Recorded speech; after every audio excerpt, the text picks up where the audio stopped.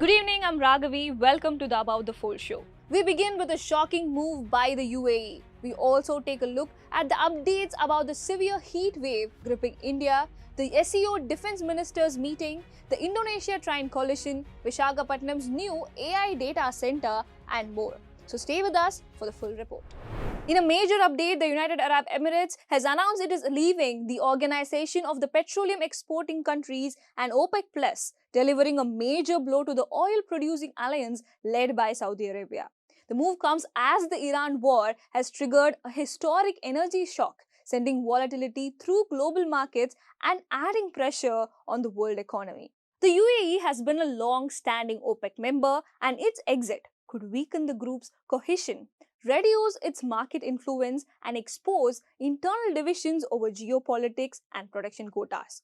OPEC producers in the Gulf are already struggling to ship exports through the Strait of Hormuz, a narrow choke point that normally carries around a fifth of the world's crude oil and liquefied natural gas.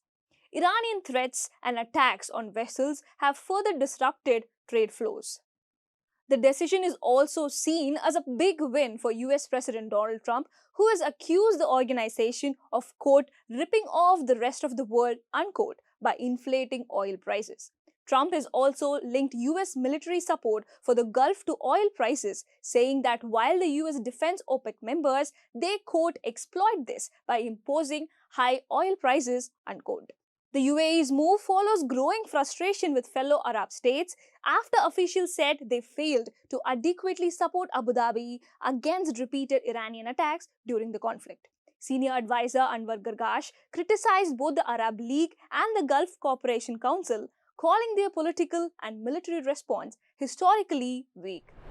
Severe heat wave conditions are tightening their grip across India, with reports suggesting that 95 of the world's hottest cities are in the country.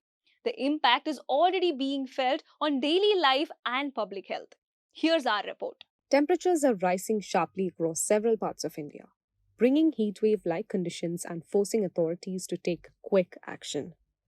In Delhi, the maximum temperature hit 42.3 degrees Celsius and power demand crossed 7,078 megawatts at 3:30 pm, earlier than in the previous 2 years. The Delhi government has activated the Heat Wave Action Plan 2026, under which free ORS sachets and cold drinking water are being arranged at bus shelters and in all DTC buses. Municipal schools have cancelled outdoor assemblies, and hospitals have been asked to keep extra beds and cool rooms ready for heatstroke cases.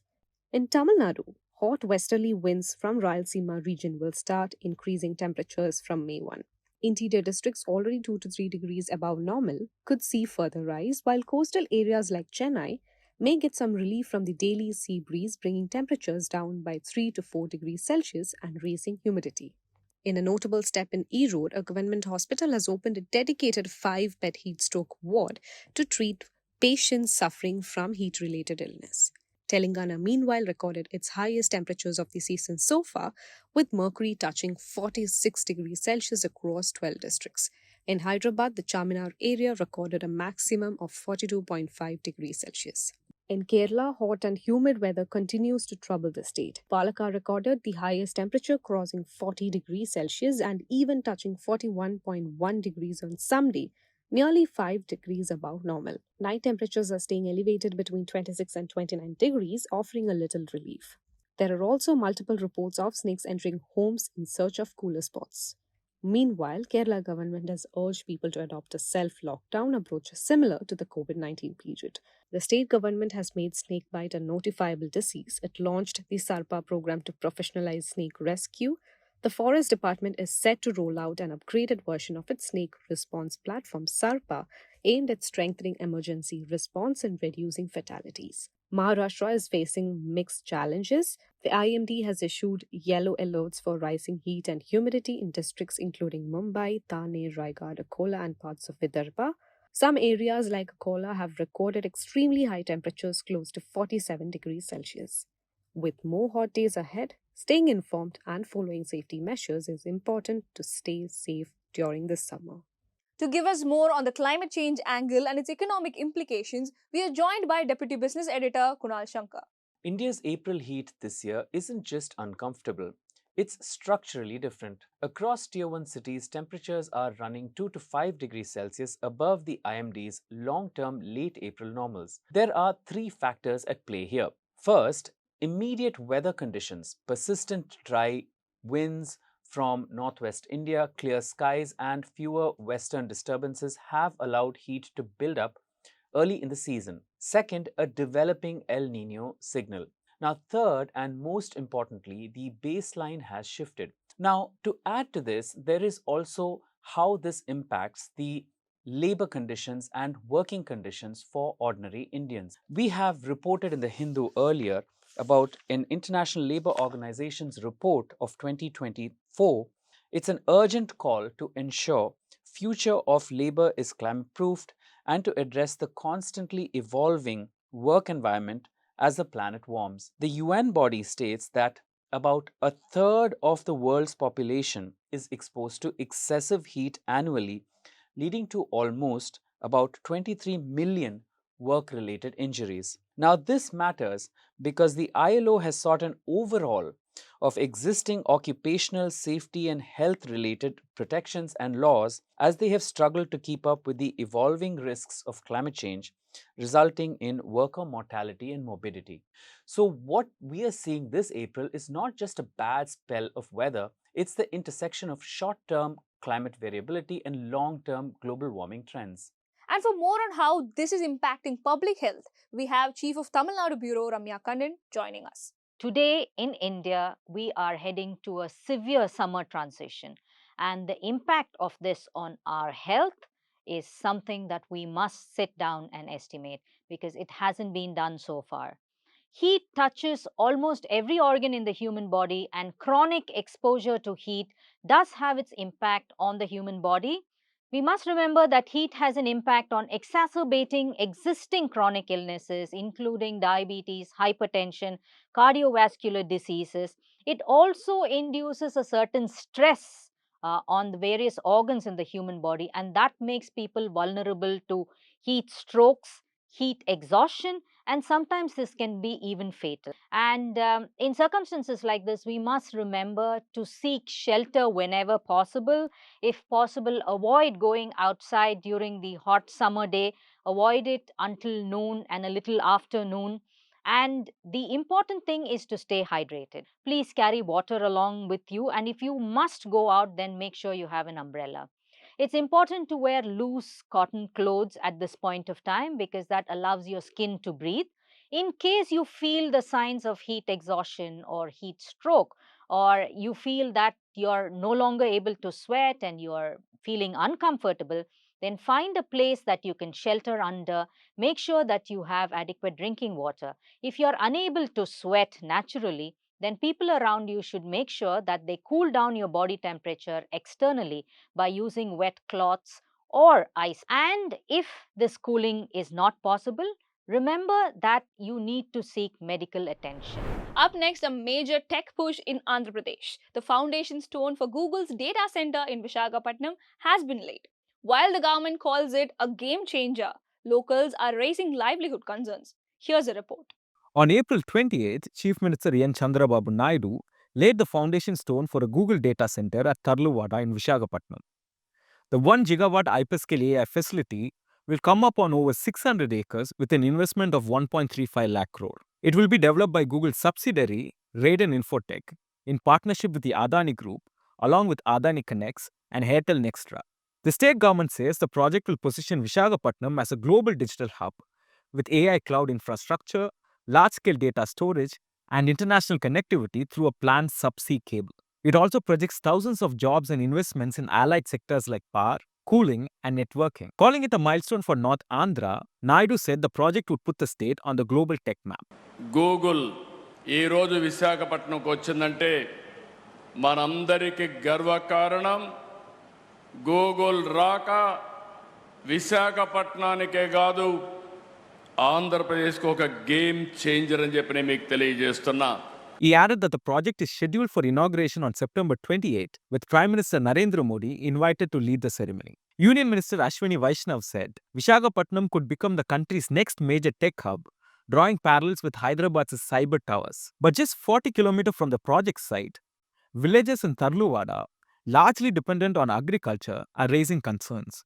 Residents say the hill has long been part of daily life, while women fear water scarcity and rising temperatures, and some farmers cite pending compensation for acquired land. Local MLA Gantha Srinivasa Rao has assured that the issue will be resolved. Last year, the Human Rights Forum had warned of ecological and water stress risks, cautioning that such large-scale data centers could strain resources and deliver limited local benefits. Next, we turn to Kyrgyzstan. India's Defense Minister Rajnath Singh has called terrorism the biggest threat to global peace and the emerging world order while addressing the SEO Defense Ministers meeting in Bishkek. Singh urged zero tolerance and a united stand against terrorism, extremism, and radicalism, saying terror has no nationality or theology and cannot be justified under any circumstances. He also warned against double standards, stressing the need to act firmly against state-sponsored cross-border terrorism and safe havens. Referring to the recent Pahalgam terror attack, he said India remains committed to holding perpetrators accountable. On global challenges, he said rising conflicts and unilateralism are weakening cooperation and urged SEO nations to work for stability, dialogue, and an orderly world based on peace and mutual respect. Established in 2001, the Shanghai Cooperation Organization is one of the world's largest regional blocs focused on political, economic, and security cooperation. It has 10 members, and India became a full member in 2017. In other news, a fatal train collision outside Jakarta, Indonesia's capital, has killed several people, with rescue efforts underway and authorities investigating the cause. Here's our report. The death toll from a train collision near Jakarta has risen to at least 14, with 84 injured, according to authorities. The accident took place late on April 27 in Bekasi, on the outskirts of the capital, when a commuter train collided with a long-distance train. In a shocking detail, officials say all those killed were women.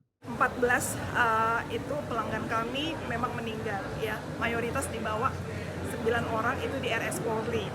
Jadi saat ini lagi diidentifikasi, 5 sudah teridentifikasi, dari 14 9 sedang proses. Kami berharap ini bisa cepat supaya kami juga bisa memberikan informasi yang valid kepada keluarga. Kita yang kami lihat produktif ya, baik kuliah dan bekerja. Officials say rescue efforts are still underway, with teams working carefully to reach survivors trapped inside damaged coaches. Head of Indonesia's Search and Rescue Agency, Muhammad Siafi, said the operation remains delicate due to the severely mangled carriages. Rescuers have separated the trains and are using cutting equipment to break through metal compartments and pull out those trapped. According to state railway operator PT Kereta Api Indonesia, a taxi on the tracks was first hit by the commuter train, after which the long-distance train struck a women-only coach. The taxi operator Green SM Indonesia confirmed the vehicle involved belonged to its fleet and said it is cooperating with authorities. The National Transportation Safety Committee has launched an investigation into the incident. Train accidents are not uncommon in Indonesia. A similar collision in West Java in 2024 left 4 people dead and several others injured. Let's now turn to the Hindu Roundup for some of our exclusive content. In an editorial titled Gang of 7 on the AAP defections, the piece says the defection of 7 AAP Rajya Sabha members to BJP exposes political opportunism and the weakening of India's anti-defection law. It notes that the move has given the BJP-led alliance a majority in the upper house for the first time. The editorial argues that the episode also reflects the AAP's own contradictions, saying the party's politics often fell short of its clean governance claims. It says the collapse of its Rajya Sabha contingent is the result of that trajectory. The piece criticizes the interpretation of the 10th schedule used to justify the defections, stressing that only a genuine party merger, not a breakaway by legislators alone, qualifies under the law. The editorial warns that repeated large-scale defections have rendered the 10th schedule impotent. It adds that the weak judicial deterrence has enabled such betrayals of public mandates to continue with impunity. Tap the card above to watch the editorial on the Hindu Originals YouTube channel. In the new episode of the Hindu's IPL show, Vidyut Sivaramakrishnan breaks down Royal Challengers Bengaluru's spectacular win over Delhi Capitals, analyzes the trends in the Indian Premier League so far, and suggests how Rajasthan Royals can stop the Punjab Kings juggernaut. Here's a snippet. we have to give credit to two unbelievable bowlers. Bhuvneshwar Kumar has since 2012. He's been the best bowler in T20 cricket, no doubt about it. He just keeps getting better every year. He's fitter, he's stronger, no fuss at all.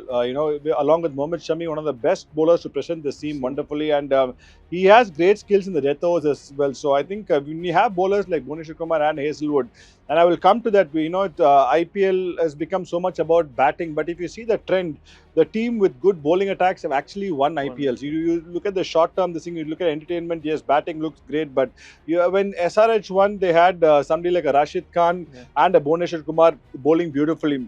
When MI won, they had Malinga and Bumrah. When CSK won, they had Ashwin and Muralidharan. So if you see the trend about IPL teams, you need to have 2 or 3 brilliant bowlers who will actually win you championships. Sometimes when you have very strong batting lineups, it can really look good.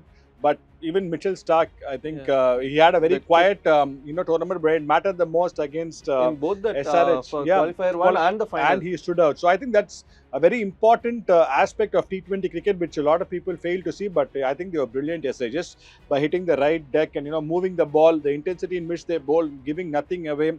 Just DC batters, when they lost a couple of wickets, they were just little, just poking the bats outside. There was not commitment in the shot. Either they need to leave it fully or hit it fully. But even Christian Stubbs and Sami Rizvi just pushing the bat outside the stump was, not the ideal approach in T20 cricket. But having said that, we have to give credit to the bowlers. They were just, phenomenal yesterday. Moving on, Iranian Defense Ministry spokesman Reza Talaei-Nik has said the United States is no longer in a position to dictate its policy to independent nations as Washington considers a new proposal from Tehran to reopen the Strait of Hormuz. The strategic waterway has been effectively blocked by Iran since the start of the conflict involving the US and Israel, disrupting global energy supplies and rattling oil markets. A US official said President Donald Trump was unhappy with the Iranian proposal because it does not address Tehran's nuclear program. Washington insists nuclear issues must be part of talks from the outset. Talaei-Nik said the US must abandon what he called illegal and irrational demands. While a ceasefire has halted fighting between the Iran, US and Israel, efforts to secure a permanent end to the conflict remains inconclusive. And that's it for today. Thank you so much for watching. Please share your thoughts on today's episode in the comment section. If you found this video useful, don't forget to share it and save the Above the Fold playlist so you never miss an update.